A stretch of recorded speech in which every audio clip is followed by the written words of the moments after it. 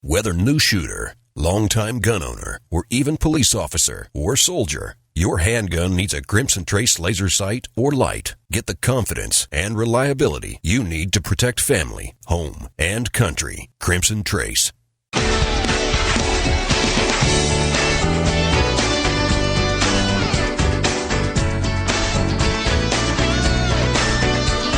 This is Tom Gresham's Gun Talk, now available on iTunes and other podcast clients, and on the free Gun Dealio smartphone app for iPhone and Android. Feel free to call Tom now at 1-TOM-TALK-GUN or 866-825-5486, or email Tom at guntalk.com. Now, once again, here's Tom. I was thinking, for all the people who work in a gun store, if you work at a gun store, one of the things, well, you're about sales. You're supposed to sell guns, right? One of the best ways to sell a gun is to have value added, things that you say, well, oh yeah, if you buy this gun, you'll also get this thing. But of course, you got to know about those things, whatever that thing is. Well, one of the best ways for you to know about those is the Gun Dealio smartphone app. You'll be the smartest salesperson in the place because you'll say, oh yeah, well, when you buy the Springfield XD, you also qualify to get these 2 mags. Everybody's going to go, what? So, well, yeah, I know that because I have my free Gun Dealio app on my smartphone. So check it out. If you don't have it, you need to get it. Save tons of money. Save hundreds or thousands of dollars with Gun Dealio, gundealio.com. Now, it's always an interesting situation, probably a good situation if you're a business, when your name becomes a verb. So when you want to look up something on the internet, what do you say? You say, we're going to Google it. Yeah, well, you know what? If you want to know what a gun is worth, now the name has become a verb. You simply blue book it. You look it up in the blue book of gun values. You blue book it. Well, joining me right now is the author and publisher of the Blue Book of Gun Values, Steve Fjestad. Hello, Steve. How are you? Tom, great to be back on your program, and I'd like to say hi to all your listeners. Well, thank you. Yeah, I mean, Blue Book has actually become a verb. That's kind of cool. Well, I wouldn't put it up for quite at the rank of a Google like what you're talking about, but it's something that one of our marketing guys came up with, and it actually has been working out pretty well. I think it makes a ton of sense. You don't want to know what it, rather than say, I'm going to look it up, just say, no, just blue book it, just check the blue book. And I cannot tell you how many times I've had people call in and say, well, you know, I don't know what this gun is worth.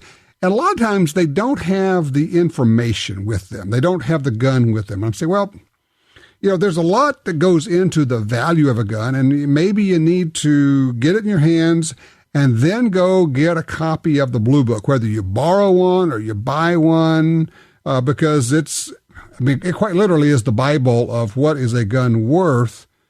But these days, you don't actually have to have the printed version, do you? Hey, Tom, by the way, one of our favorite phone calls here, when customers call in, it starts out with, you know, I gave my friend my most recent edition of the Blue Book of Gun Values, and I never got it back, so I'm going to have to order another one.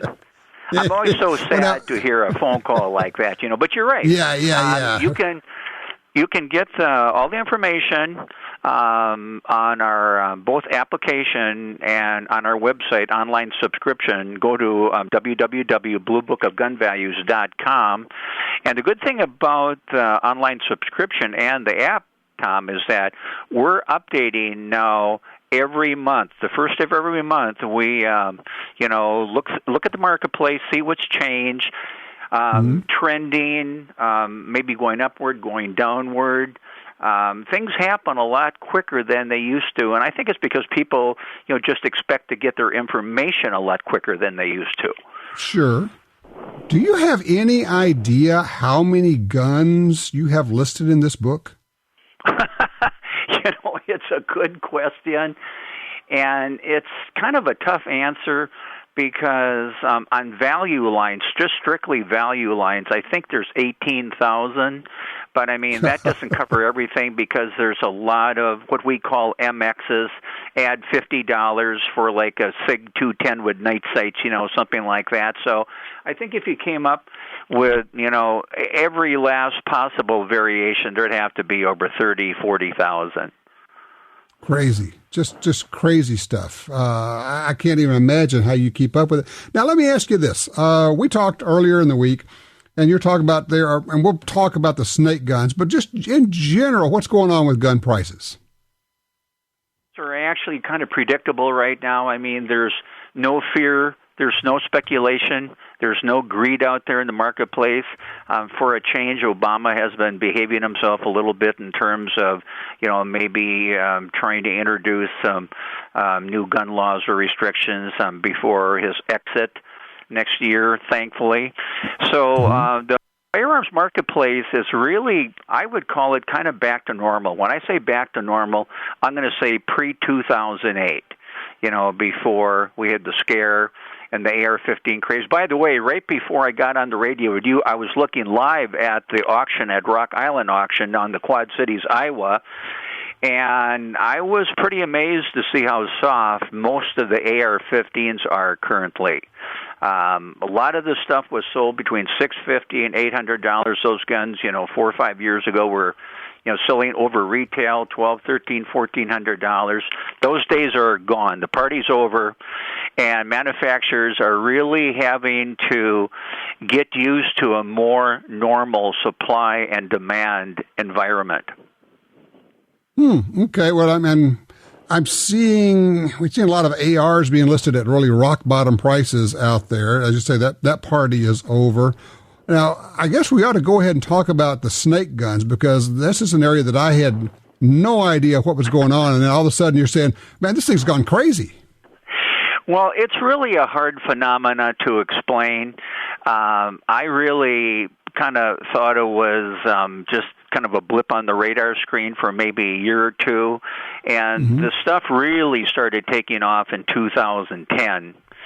And we do have a new book that will be out about another week or two. We'll talk about that in a little bit. And it's called, interesting book called The Seven Serpents, The History of Colt Snake Guns. And Tom, I'm going to put you on the spot here. Can you name all 7 serpents? Not a chance. I mean, I could off the top. I got python, anaconda, diamondback. And then I'm going to go like to garter snake, and I don't know. Well, you forgot a couple of cobras. We have the cobra and the king cobra. And then we have the viper. That's kind of the redheaded cousin of the snake family, by the way. But thanks, because it's probably part of the Lucky Sperm Club. That's come along for the ride now, too. And then we have the boa. And the boa is probably the rarest of all the snake guns. But that was a subcontract to Lou Horton and Company, back in the 80s. So the guns that we just mentioned, pythons, are easily at the head of the class. And I mean, while it's unimaginable, a gun that sold new, a python that sold new in 1957, 1958, 1959 for $125, if you had that gun new in the box with all the paperwork, warranty cards, and all that, right now it's an $18,000 gun. Oh my heavens! Okay, so if I bought one. If I bought one 4 or 5 years ago, I probably still have come close to doubling my money. Yes, you have. And even in the lower condition factors, like, 95, 98%. What I don't understand about this marketplace, especially in the pythons, is that they are not rare. They made 100,000 pythons between 1955 and 1966. And most of them were 6-inch blue. And if you compared them like to a single action Colt, I mean, let's face it, look at all the calibers that you had. You had 3 barrel lengths, of course, 4 3/4, 5 1/2, and 7 1/2. Then you had different types of grips. You could have had probably ivory grips, mother pearl grips, some hard rubber grips, plastic grips. So there were a lot more variations of the Colt single actions. But Tom, here's the part that's really hard to believe. A second generation Colt single action right now has lost $1,000 over the last 10 years. What? Yeah. And that's the real loser here. The money has gone towards the double action, and I think there's a lot of people that are in their, peak earning years or ready to retire, and they remember the Python, they remember the Diamondbacks. They have their 401ks are flush, their retirement funds are okay.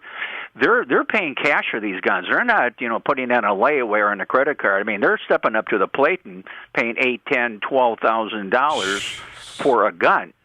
And if you really want to hear something crazy, the BOAs, which came out in the set, there might be not a lot of listeners that exactly know the story there, but they made 1,200 guns.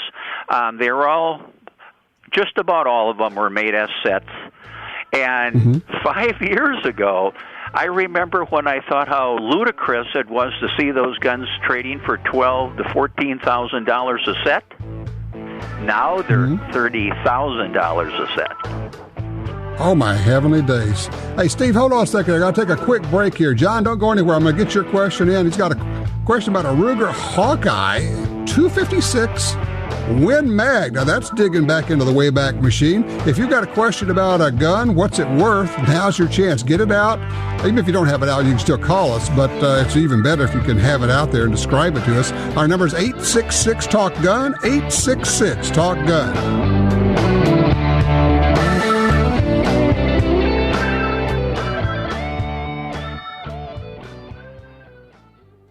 Behind every revolution is a patriot.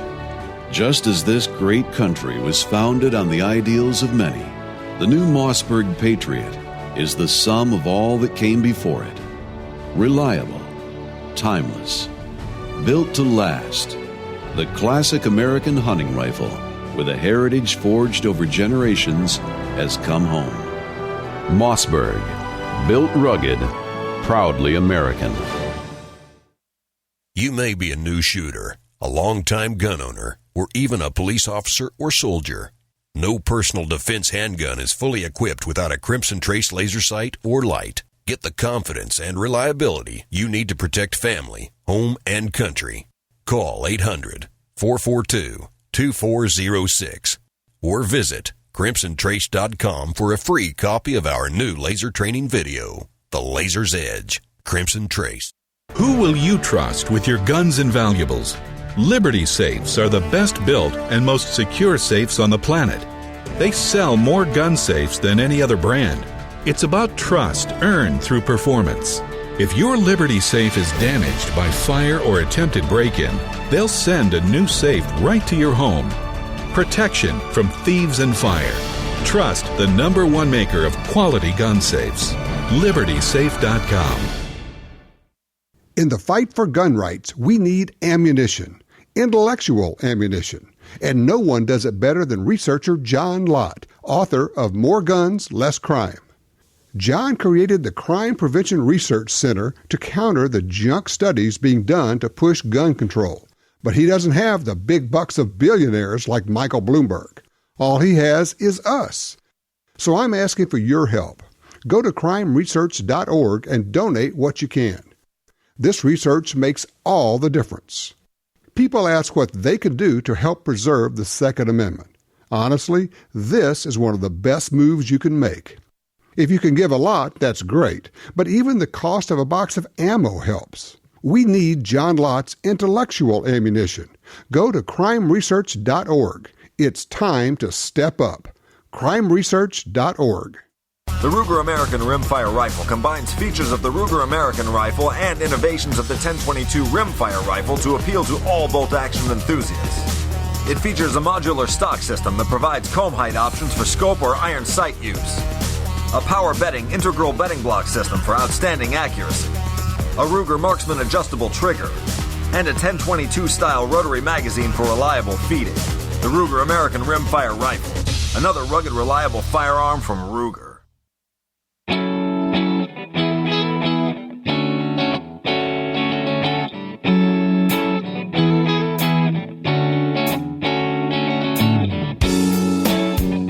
We're talking with Steve Fjestad of the Blue Book of Gun Values. If you want to know more about that on the web, it's bluebookofgunvalues.com. Pretty clever.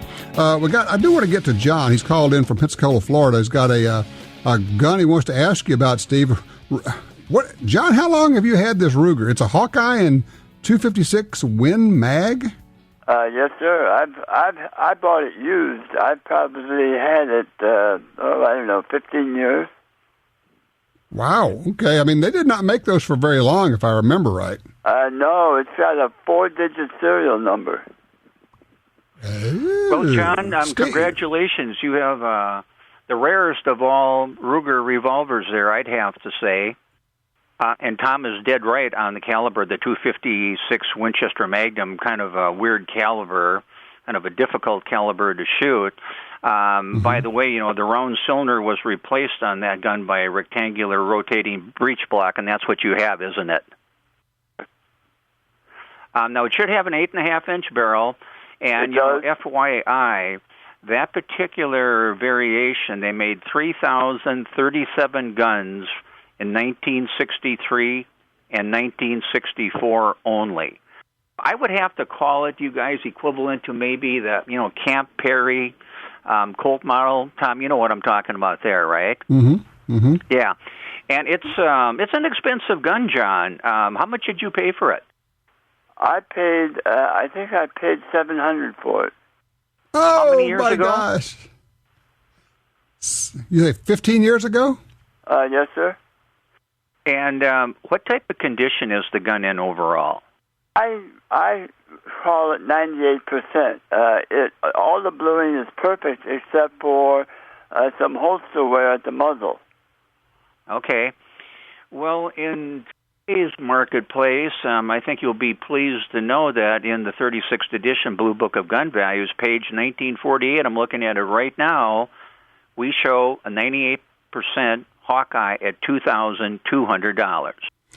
I'm happy to hear that. And that's probably a little low.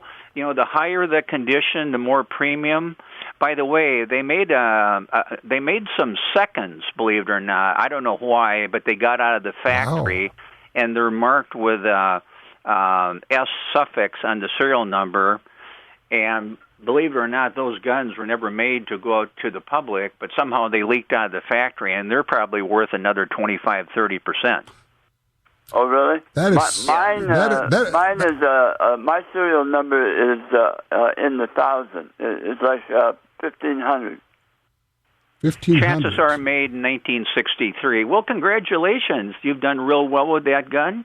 And I hope the rest of the guns have performed similarly as investments for you. No kidding. Thank you, John. I appreciate that. That's amazing, Steve. That's that one. If I remember, and I'm kind of digging into my feeble brain here, that gun, if I remember, had a problem with flame cutting on the top strap, and that may be one of the reasons they discontinued that. It was an oddball. It didn't fit in with the rest of what Ruger did. It was, kind of an experimental gun, and we all know that Ruger is a gun for blue-collar people, and it just didn't fit into the program. So after a couple of years, Ruger dumped it. But, that's a good point, Tom. A lot of times, if a major manufacturer, when I say a major manufacturer, I'm talking Colt, Remington, Sturm, Ruger, Smith & Wesson, Browning, if they make a gun and it's not popular, and they drop it after a year or two, chances are that's the gun that's going to have the most price appreciation in upcoming years because, in fact, it's the rarest. It's a good point. So if somebody's saying, well, I kind of maybe would like to maybe get into gun collecting, I don't know much about it, and if you say, well, this company brought this thing out last year and they've already dropped it, you're thinking, you could probably get one of those cheap right now. It might be worth just getting one new in the box and putting it away and just don't ever touch it. Explain why the whole new in the box thing is important. New in the box is important because as the years go by, there will be less and less guns that are new in the box. Let's say you bought something in 1995. Well, and you never managed, for whatever reasons, to shoot it. Every year, that particular model, more and more people have used them. More and more people have, done some wear on them. And, don't forget, because of alterations, non-factory alterations, theft, loss, fire, it all gets down to supply and demand, and it always does. So guess what, Tom? When your supply is actually diminishing And even if demand stays the same, values still have to go up. That's the takeaway from this.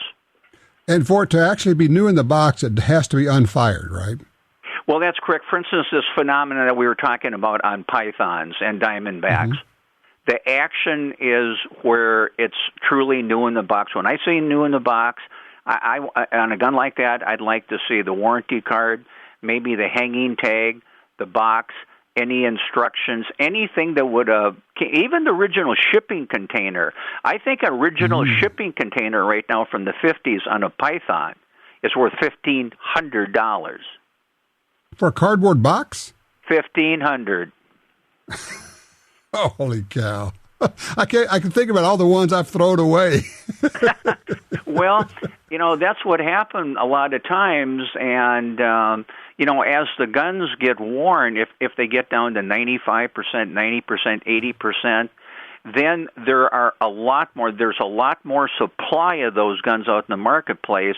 And a result, number one, they're not as rare. And, of course, number two, they're not as expensive. If you were advising somebody right now, Steve, who says, I think I'd like to kind of get into gun collecting, is there an area or maybe several areas that you could drive them to? Well, I wish my crystal ball was plugged in a little bit better than anyone else's. But, again, this snake gun craze, I never saw that coming. Matter of fact, I would have bet against it 5 years ago. I thought that particular area of the marketplace had gone as far as it could go, and it hadn't.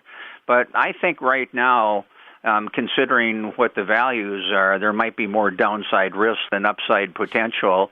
To answer your question, Tom, good condition original Colts, Winchesters, Smith & Wessons, Brownings, Remingtons, major American trademarks, they've never really failed to perform as the blue chips of investments. I don't think that's going to change. I think the marketplace is a little bit more stable right now, and as we know, most of the action is going to the auction houses now, and that has created a little bit more of a level playing field.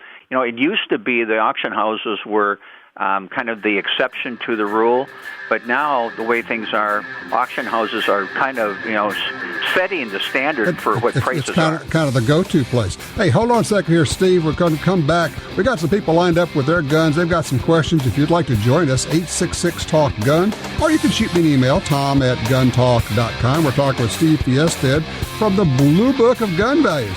What is your gun worth?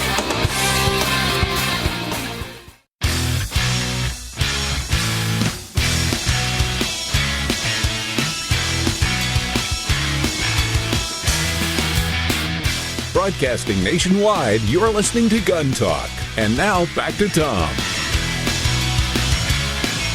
It may be the most common question that I get, probably everybody gets, what's this gun worth? What's my gun worth? Well, in many cases, it's worth pretty much what you paid for it. But sometimes it's worth a lot more. And very, very few times it's worth less. Of course, if you overpay, then certainly it's going to be worth less. We're talking with Steve Fjestad from the Blue Book of Gun Values. On the web, it's bluebookofgunvalues.com. It is the source. It's the go-to place when you're trying to figure out what a gun is worth. And Steve, when you're looking up a gun, let me ask you, you talk all the time about condition. You're always talking about condition. How does someone fairly or accurately assess the condition of a gun? Great question, Tom. Here's the answer. About 20 years ago, the phone kept on ringing, and people would say, I have this gun, I have that gun. My first question is always, what type of condition is your gun in? And they'd say, it's pretty good. It's only been shot 200-300 rounds. And, what I always wanted to do was tell these people, could you hold your gun closer to the telephone so I could see it better? And, of course, that didn't work out too well. So I finally figured out, it might not be a bad idea to develop a series of color images that would actually depict what rifles, shotguns, revolvers, pistols actually look like after their condition is worn. And by the way, now that is posted on our website, and that's free too. So if anybody out there has any question about what their gun's condition is, And by the way, not only does it cover, the percentage grading system, 100% condition down to 10% condition, but it also shows the NRA condition factors as well: excellent, very fine, good, poor, etc. So it's really gone a long ways to standardize some condition factors, and it's probably one of the better things that I ever did. I'm looking at it right now. You got firearms, you got photos that say, okay, if it looks like that, this is the condition. That would help me, because that whole 85, 95%, that doesn't mean a lot unless you're an experienced evaluator. So thank you for those of us who don't know, this is really, really good info. Steve, we've got several people who've called in with their, I'm sorry, go ahead, Steve. Well, the other thing is, and you hit it on it a little bit, this photo percentage grading system really wasn't enacted for professionals. It's enacted for, gals and people who might have been, inherited their dad's or their brother's guns, and they just don't even know what I'm talking about. But this puts them in a much better position to negotiate once they get to a gun shop or call a gun shop. And number one, they know the make, they know the model, and they know the condition factor, and that's huge. That absolutely is. All right, we've got some folks who've called in. I know they've got some guns they want to ask you about. Let's pull in Jim from Shreveport on line 2. Jim, what do you have there? Well, Tom, the first time caller, listen to you every Sunday after eating lunch. Appreciate it. I've got a Winchester 1894 Winchester Classic, and in the blue book, the serial number. They show that the gun was made 67 through 70, but according to a chart that I got from Ruger on this 1894, this gun was made in the early run of the 66 model year. Now, wait a minute. I'm just wondering which one I should trust, Jim, you said you got a chart from Ruger. Did you mean you got a chart from Winchester? Yeah. I mean from Winchester. I'm sorry. Oh, okay, good deal. Okay, Steve? I feel better about that. Thanks, Tom, for clarifying that issue. And your question is what, then, the year of manufacture? Yes, I'm trying to figure out the exact year of manufacture. Well, unfortunately, have you been to Winchester's website, by the way? Yes. And do they show serialization broken down on 94s during that time period? They do for those year models. Yes, sir. They sure do. Okay. Well, I would defer to their information as being correct. Okay. I do know, though, it's been kind of difficult for us to look at that post-64 period of manufacture and try to figure out years of manufacture on some guns, especially like on 101 Winchesters, Model 23 Winchesters. Yeah. Now, of course, those guns were made in Japan. Back then, of course, all the 94s were made in Hartford. So if that's what they tell you by the charts, that's what I'd believe. Okay. Can you tell me what the value of that gun is? It's the Winchester Classic with the 26-inch octagon barrel, and the gun is. I'm a gun trader, so I'm pretty familiar with conditions of guns. I would say that the rifle, other than on this model, it has a cap on the forestock instead of a barrel ring, and there's some little blemishes on the cap on that forestock.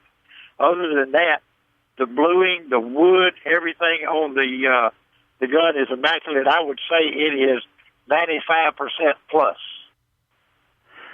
26-inch full octagon barrel with a full magazine. Yes.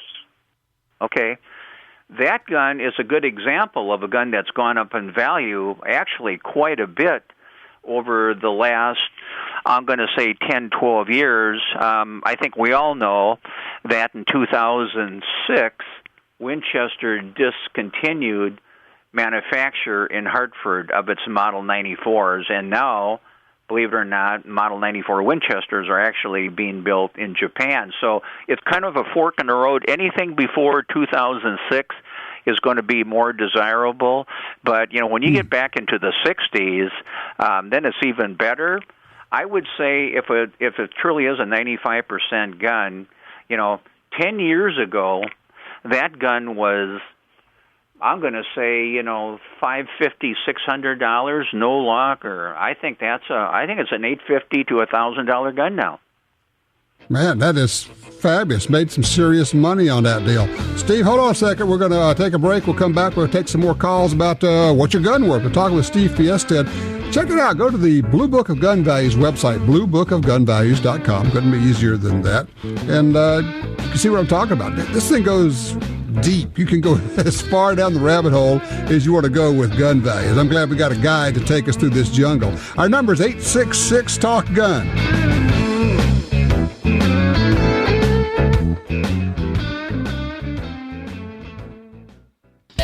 The XDM 3.8 Compact from Springfield Armory is 2 guns in 1.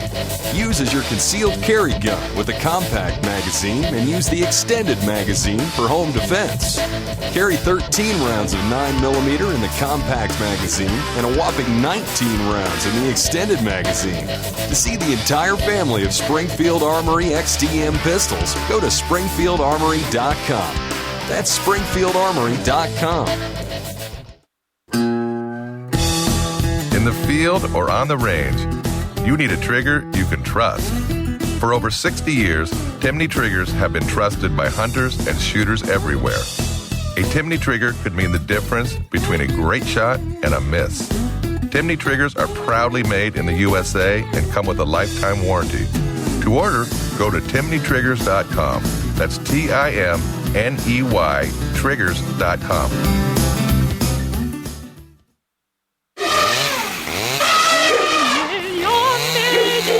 Silencer Shop believes the world is loud enough.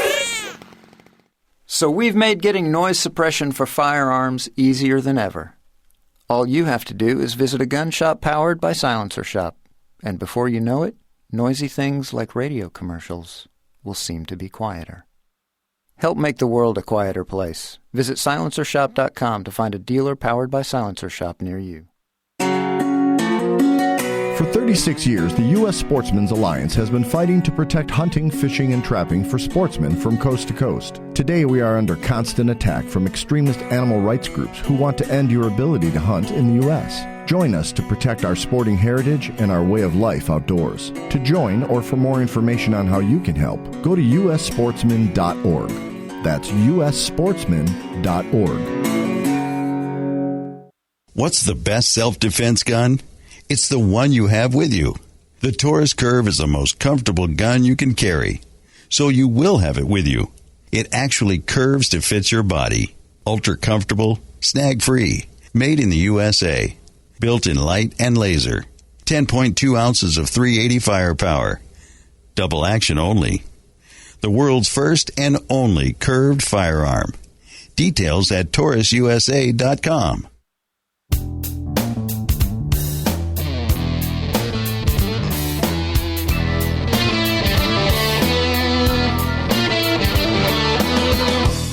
Alrighty, we are back with you. Got Steve Fjestad on the phone with us from the Blue Book of Gun Values, and people are calling in trying to figure out what their guns are worth, which is...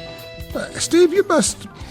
Every time you go to any gun event anywhere, you get swamped, don't you, with people wanting to know what their guns are worth?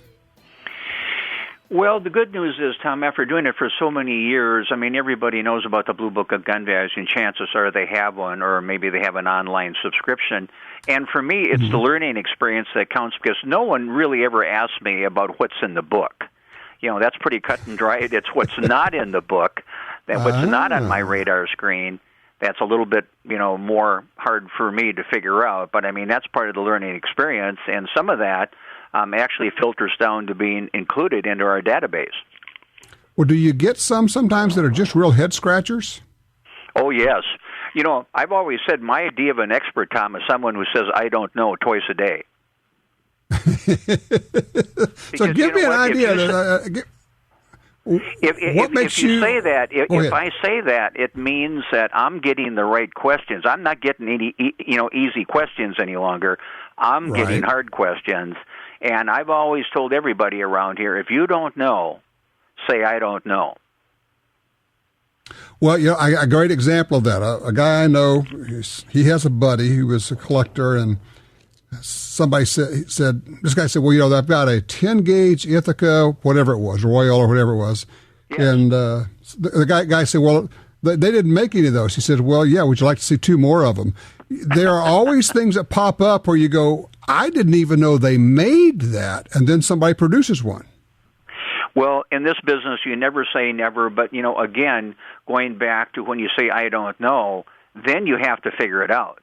And that's where the challenge is, and that's where I have, a huge network of people all over the world that if they got some crazy type of Nambu that hopefully, showed up at the end of the Second War, I can reach out and touch 1 or 2 people that will know about that. So it's kind of a treasure hunt, and I like that part of it. Especially when you see stuff that, hasn't been really uncovered before.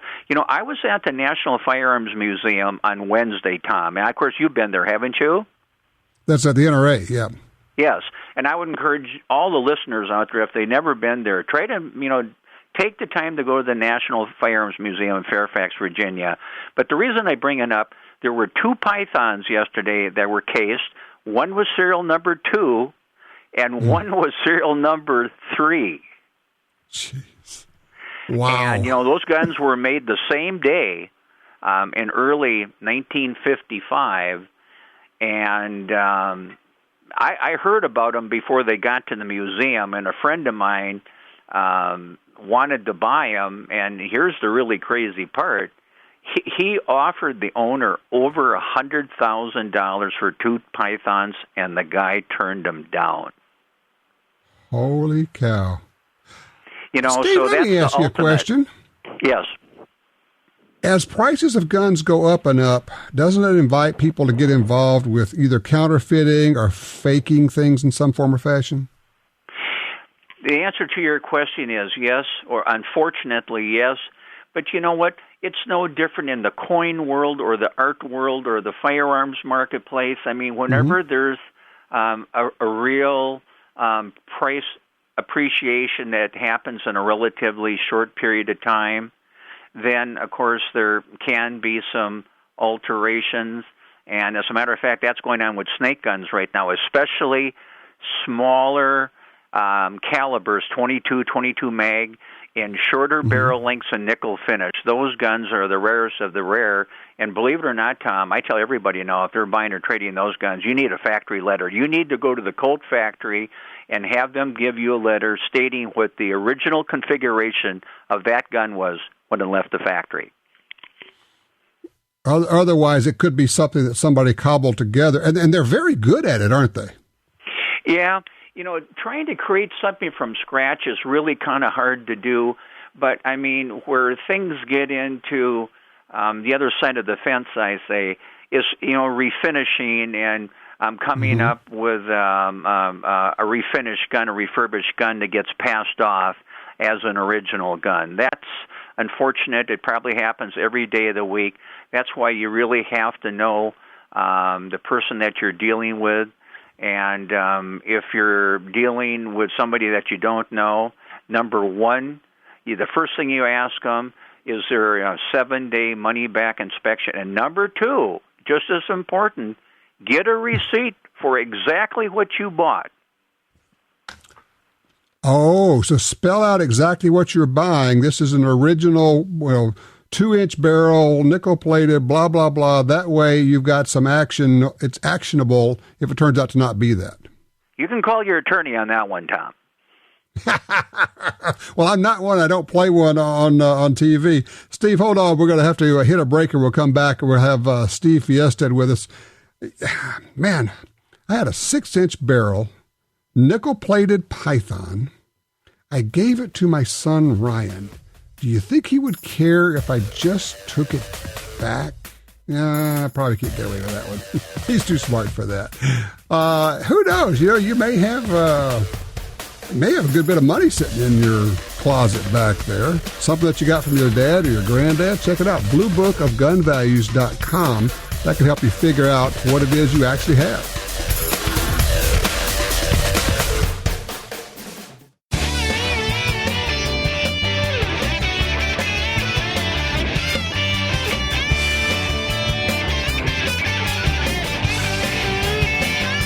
right, talking with Steve Fjestad, Blue Book of Gun Value. Steve, I just got an email from a guy. He says, Bill says he's got a Winchester 1894 3855 Half Moon buck stock, serial number 105XXX. Says, according to a friend at the ATF, it has a manufacturing date of August or September 1897. 1897.